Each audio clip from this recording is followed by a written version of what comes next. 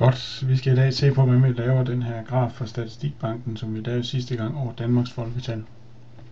Og vi skal også se på, hvordan man har en nem måde, hvor vi kommer uden omkring de problemer, som Excel gav os sidste gang. Så det første, vi skal gøre, det er, at vi skal ind på statistikbanken.dk. Og vores folketal lå jo i den gruppe, der hedder befolkning og valg. Og der kan vi se, at den ligger under befolkningsfremskrivning, folketal, og så ligger den hernede, folketal efter hovedlandsdele, summariske tal for folketællinger, 1769 til 2014. Så den klikker vi på, og så kommer vi herind. Og nu skal vi så vælge, hvilke data vi vil have med. Og vi skal have hele landet, og vi vil gerne have alle årstallene. Så der ser vi simpelthen markere alle, så får vi helt fra 1769 og hele vejen op til 2014. Så klikker vi hernede på vis tabel. Godt, og her får vi alle vores data, som vi kan se, og hvis vi ruller herud til kanten hele vejen ud, så kan vi se, at vi har helt op til år 2014. Godt. Dem skal vi have gemt, og vi gemmer bare i Excel-format, så vi trykker på den her knap, der hedder åbn og gem. Og så får vi den her, som ser sådan her ud. Og vi skal ikke gemme filen, vi skal bare gemme den med Excel, for vi skal nemlig snyde Excel nu her om et øjeblik. Så vi trykker bare OK, og så skulle Excel head start op. Den kommer her, og så skal vi lige have den til at passe ind i billedet her.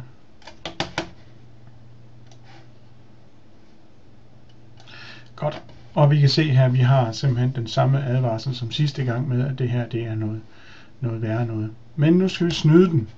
Så vi stiller os her, trykker Ctrl A, vælg alt, Ctrl C for copy, og nu kan vi se, nu har vi valgt vores tal her, og det kan man se i Excel ved, at man har sådan det står og blinker på den her kant her hele vejen rundt.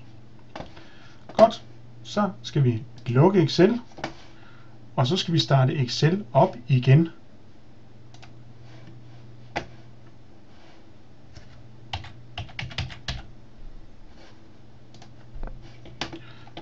Så starter vi Excel op igen, og så stiller vi os et eller andet sted her, og så siger vi simpelthen Ctrl V for sæt ind.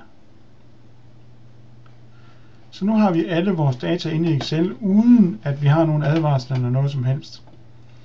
Og vi kan så se, at problemet med, at vi fik årstallene som tekst sidste gang er løst. Nu er det simpelthen almindelige tal.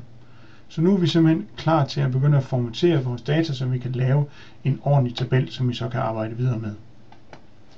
Så lad os give den her række en overskrift. Det er år. Og vi kan også se, at hernede der står, når vi ikke kan se, men så kan vi lige markere det. Dobbeltklikke på celleskilleren her, så får vi automatisk tilpasset bredden. Det vi vil nu, det er simpelthen, at vi vil have fat i at få Excel til at regne ud, sådan at 1769 bliver år 0. Så til det, der går vi simpelthen herop på den der, på kolonnen her, og højreklikker og siger indsæt, så kommer der en ny række. Og her ved den her nye række, der vil jeg regne de nye årstal ud. Så der siger jeg simpelthen lige med. Og 1769, min årstal, det står jo i celle B2 lige her. Så jeg skriver B2 minus 1769. Og så trykker jeg enter. Så regner den ud, at B2 det er jo 1769 minus 1769, det giver 0. Og nu skal jeg kopiere den her formel hele vejen hen. Og der tager jeg simpelthen fat i mit trækkeværktøj, og det kan jeg se, det når musen bliver anderledes herinde. Så kan jeg simpelthen trække cellerne, så laver Excel alt arbejde for mig, og jeg trækker bare herhen af hele vejen, og lader den bare stå uden for Excel. Så på et eller andet tidspunkt, så rammer vi over 2014. Og der kan vi simpelthen se, at vi får regnet dem alle sammen ud, og vi kan teste herhen. Hvis vi kigger for eksempel for år 1989, fordi 1989 minus 1769, det skal give 220, så det ser ud til, at det passer. Godt. Så nu er jeg klar til at give en graf, eller lave en graf. Men den her, den skal lige have en overskrift. som siger noget. 1769. Så den kalder vi simpelthen for år efter 1769. Og jeg kan godt se, at den bliver klippet af, så vi autobreder lige igen her. Så nu er jeg simpelthen klar til at markere de data, der skal lave min graf. Og det er simpelthen bare at tage musen og markere de her 2 rækker hele vejen hen. Indtil vi når til 2014. Ups, det gjorde vi der. Og så skal vi indsætte. Og vi skal indsætte punktdiagram. Og så får jeg så min graf her for mit folketal. Den er jo ikke fin nok endnu. Den skal laves bedre.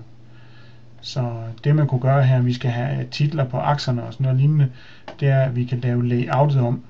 Og som vi snakkede om sidste gang, så er et rigtig godt layout, det er den, der ligger heroppe i diagram layout, der hedder layout nummer 3. For den laver automatisk et fint gitter her, og den laver aksetitler til mig. Men den laver også en tendenslinje, som vi kan se i hvert fald ikke passer med noget her. Så den sletter vi bare. Vi markerer tendenslinjen ved at klikke på den, og trykker vi bare delete, så forsvinder den. Så skal vi lave aksetitlerne om, og min x-akse, den sletter vi.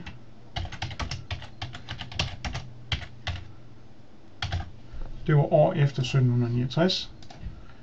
Og den her op,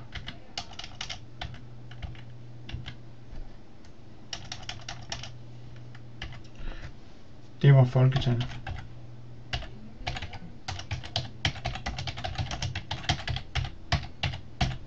Det var folketal for Danmark. Sådan. Sådan importerer man data fra Statistikbanken og får lavet en pæn graf, som viser vores data her. Så den er lige til at gemme. Og vi gemmer den selvfølgelig et eller andet sted, hvor vi kan finde den igen. Under et navn, som siger noget.